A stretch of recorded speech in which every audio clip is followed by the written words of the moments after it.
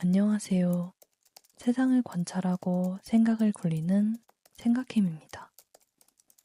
다들 행복을 위해 열심히 산다고 합니다. 하지만 행복의 기준은 뭘까요?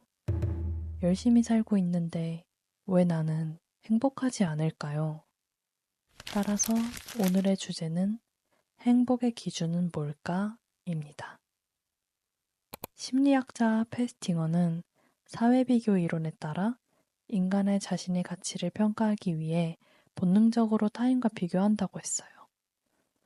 주변 사람들, 친구들, 심지어는 잘 알지도 못하는 SNS 속 사람들까지도요.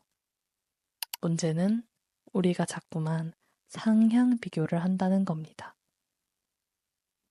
나보다 더 잘난 사람, 더 부자인 사람, 더 행복해 보이는 사람만 보면서 스스로를 평가하죠.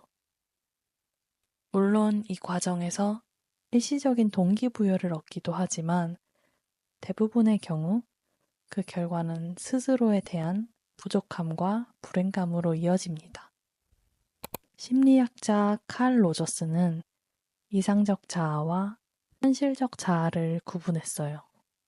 이상적 자아는 내가 되고 싶은 모습이고 현실적 자아는 실제 나의 모습이죠.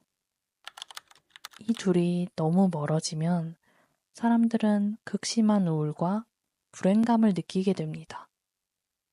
왜냐하면 우리는 끊임없이 이상적 자아의 기준으로 자신을 평가하고 현실의 나는 그에 미치지 못하기 때문이죠.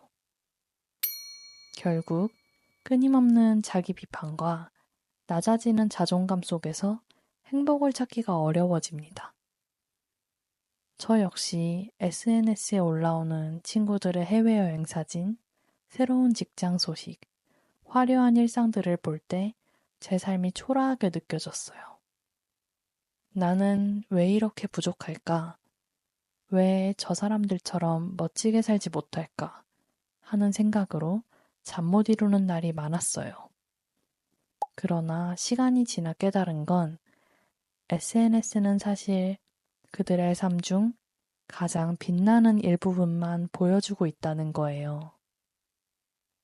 누구나 고민하고 실수하고 외로운 순간이 있다는 걸 알게 된 후 사실은 나도 괜찮은 삶을 살고 있음을 충분히 잘 해내고 있음을 깨달았어요. 여러분들도 마찬가지예요.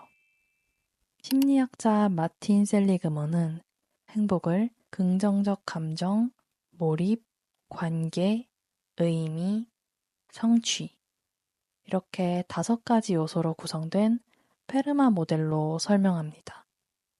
긍정적 감정 즐거움, 기쁨, 흥분과 같은 긍정적 감정들은 삶의 질을 높이고 스트레스를 완화해 창의적이고 유연한 사고를 가능하게 해요. 몰입 어떤 활동을 깊이 빠져 시간 가는 줄 모르고 집중하는 상태를 의미해요. 이런 몰입의 경험은 삶의 만족도를 높이고 더 큰 만족감을 느끼게 해줘요. 관계 좋은 인간관계는 행복의 큰 요소이기도 해요. 심리학 연구에 따르면 깊고 의미 있는 관계를 유지하는 사람들은 전반적인 삶의 만족도가 높고 스트레스에 대한 저항력도 강하다고 해요. 의미는 자신의 삶이 가치 있고 목적이 있다고 느끼는 감정이에요. 삶에서 의미를 찾는 것은 자신이 속한 공동체에 기여하고 있다는 느낌을 통해 더 큰 만족과 행복을 얻을 수 있다고 해요. 성취. 목표를 설정하고 이를 달성하는 경험은 우리에게 성취감을 줘요. 이러한 성취감은 자신감과 자존감을 높여 행복감을 증대시키는 데 도움을 줘요. 이처럼 행복은 단일한 목표가 아니라 내 삶에서 의미 있는 5가지 감정들의 조합이라는 거예요. 모두에게 같은 행복은 없다는 뜻이기도 하죠.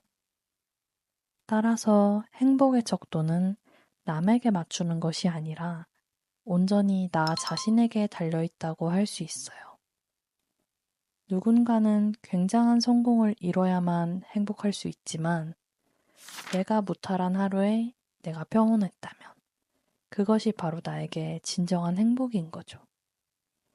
행복은 돈과 직업과 같은 어떤 조건이 아니라 내가 느끼는 감정, 오늘 하루의 평안함이 아닐까요? 여러분 모두 남이 아닌 나를 위한 행복을 찾기를 바래요. 오늘 영상은 여기까지입니다. 시청해주셔서 감사합니다. 생각햄이었습니다.